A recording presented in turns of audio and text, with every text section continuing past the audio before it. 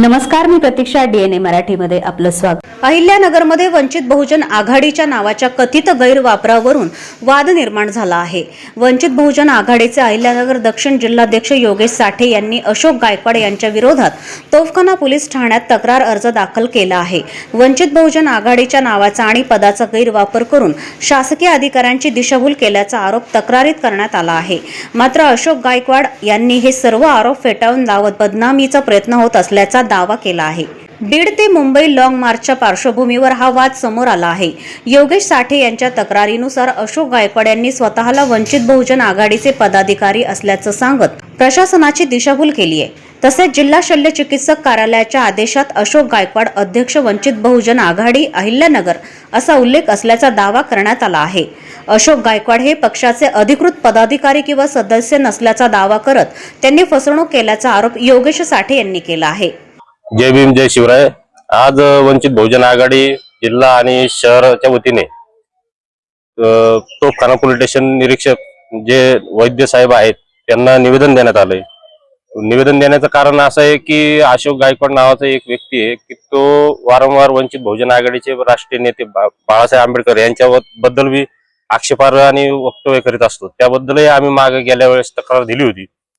तर आता त्यांनी नवीन फंडा असा चालू केलेला आहे की शासकीय जो बीड ते मुंबई लॉंग मार्च येतोय उपवर्गीकरणच्या विरोधामध्ये, त्या लॉंग मार्च मध्ये आम्ही समाज बांधव म्हणून सामील होणारच आहोत. पण त्या मोर्चाचा असा उद्देश आहे की कोणत्याही पक्षाने कोणत्याही संघटनेने त्याच्यामध्ये पक्षाचं नाव न वापरता समाज बांधव म्हणून तिथं सामील झालं पाहिजे असं त्या हेतूने ते मोर्चा निघालेला आहे. आणि समाजाच्या हितासाठी आता हे जे अशोक गायकवाड आहेत रुग्णवाहिका मागण्यासाठी सिव्हिल सर्जन अहिल्यानगर इथे गेले होते. तिथं हस्ताक्षरात पत्र दिलं त्यांनी, पण त्या पत्रामध्ये त्यांनी कुठं पक्षाचं नाव नाही उल्लेख केला. पण सिव्हिल सर्जनवर दबाव आणण्यासाठी आणि ते पत्राला ते परवानगी मिळवण्यासाठी त्यांनी वंचित बहुजन आघाडी म्हणून अध्यक्ष म्हणून सांगितलं. वास्तविक पाहता ते पक्षाचे कोणतेही प्राथमिक सदस्य नसताना, कोणत्याही अधिकृत पदावर नसताना, कोणत्याही कमिटीवर नसताना त्यांनी हे पदाचा वापर करणं थांबवलं नाही आणि त्याचा गैरवापर केल्याचा आम्हाला दाट शक्यता आहे. गैरवापर असा की एखाद्या म्हणजे मोर्चाच्या नावाखाली काही जण पोट भरण्याचं काम करू राहिले. तर तिथं मग त्यांनी पैसे मागितले असतील का किंवा नसतील, किंवा कोणत्या अधिकाऱ्याला मागितले की कुठून वर्गणी गोळा करतायत, खंडणी गोळा करतायत पक्षाच्या नावाने, अशी आमची दाट शक्यता आहे. म्हणजे आम्हाला संशय निर्माण झालेला त्यांच्या बाबतीत. म्हणून आज माननीय पोलीस निरीक्षक तोफखाना साहेब यांना आम्ही पक्षाच्या वतीने निवेदन दिलंय.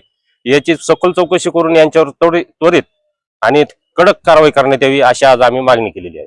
मात्र अशोक गायकवाड यांनी हे सर्व आरोप फेटाळले आहेत. सिव्हिल सर्जन यांना दिलेल्या पत्रात कुठेही वंचित बहुजन आघाडीचा उल्लेख नसल्याचा दावा त्यांनी केला आहे. कोणत्याही पक्षाचे नाव वापरण्याची गरज नसून आरोप करणाऱ्यांनी पुरावे सादर करावेत असे म्हणत आपणही पोलिसांमध्ये तक्रार आणि अब्रू नुकसानीचा दावा दाखल करणार असल्याचं गायकवाड यांनी सांगितलं. सिव्हिल सर्जन यांना जे मी पत्र दिलंय आमच्या तिघांच्या सहीने, त्याच्यामध्ये कुठेही वंचित बहुजन आघाडी किंवा असा कुठलाही उल्लेख नाही. असेल तर त्यांनी दाखवावा आणि तोंडी सांगण्याची मला गरज नाही. अशोक गायकवाड हे नाव जरी सांगितलं तरी साऱ्या जिल्ह्यातल्या अधिकाऱ्यांना माहिती मी कोणत्या पक्षाचा कार्यकर्ता आहे. आणि त्यामुळे उगीच आकांड तांडव करून आपलं मोठंपण सिद्ध करण्याकरता खोटे नाटे आरोप करणं हे अतिशय गंभीर गुन्हा आहे. मला गरजच नाही. मी इथे फक्त या जिल्ह्यात कुठल्याही प्रशासनामध्ये, पोलीस असो कुठल्याही यंत्रणेमध्ये अशोक गायकवाड हे नाव सांगितलं की त्याला पक्ष कोणता आहे हे सगळ्या अधिकाऱ्यांना माहिती आहे. त्यामुळे मला असे वंचित आणि किंचित ही नावं घेण्याची गरज नाही आणि त्याची गरज पडणार सुद्धा नाही. त्यांनी त्यांचं किंचित सांभाळावं आणि त्यांनी त्यांची आबरू सांभाळावी. उगीच एखाद्या मोठ्या माणसावर आरोप करायचे आणि आपण त्याच्यापेक्षा मोठे आहोत असं सिद्ध करायचा हा जो दुर्दैवी प्रयत्न आहे, ती घाणेरडी वृत्ती आहे. मला काय गरज आहे? मला पक्ष आहे, माझ्याकडे संघटन आहे. गेली 50 वर्ष मी सामाजिक जीवनामध्ये काम करतो. मी कधीही कोणत्याही माणसाची कधी जयंतीची पावती फाडली नाही का कोणाकडून 2 रुपये मागितले नाही. त्यांच्याकडे पुरावे असतील त्याने निश्चित जाहीर करावेत आणि जाहीर करावे त्याचं स्वागत करेन. पोलीस स्टेशनला मीही गुन्हा दाखल करणार आहे आणि आबरू नुकसानीचा जो दावा आहे तो पण दाखल करणार आहे. की ह्या ज्या प्रवृत्ती आहेत या जिल्ह्यामधली ती घाण आहे. सगळ्या त्यांच्या पक्षातल्या लोकांना देखील माहिती आहे की हा माणूस जो करतो याच्याकडे एकच उद्योग आहे की लोकांना फसवणे, त्यांच्याकडून दलाली घेणे. काल परवा एक आंदोलन केलं, त्या आंदोलनामध्ये देखील त्यांनी अशा पद्धतीचे पैसे घेतलेले हे सगळ्या दुनियाला माहिती आहे. त्यामुळं कोणावर तरी एखाद्या या जिल्ह्यामध्ये गेले अनेक वर्ष मी माझ्या कार्यकर्त्यांसह काम करत असताना या जिल्ह्यामध्ये सामाजिक स्थैर्य राखण्याचे प्रयत्न केलेले आहेत. या जिल्ह्यामध्ये माझं एक वेगळं नाव आहे, परंतु कोणीतरी भुरट्या माणसानं यायचं आणि अशा पद्धतीचे आरोप करायचे ते चुकीचं आहे. त्याला निश्चितपणानं मी योग्य पद्धतीनं कायदेशीर मार्गानं वाटलं तर रस्त्यावर येऊन देखील तोंड देण्याची माझी तयारी आहे.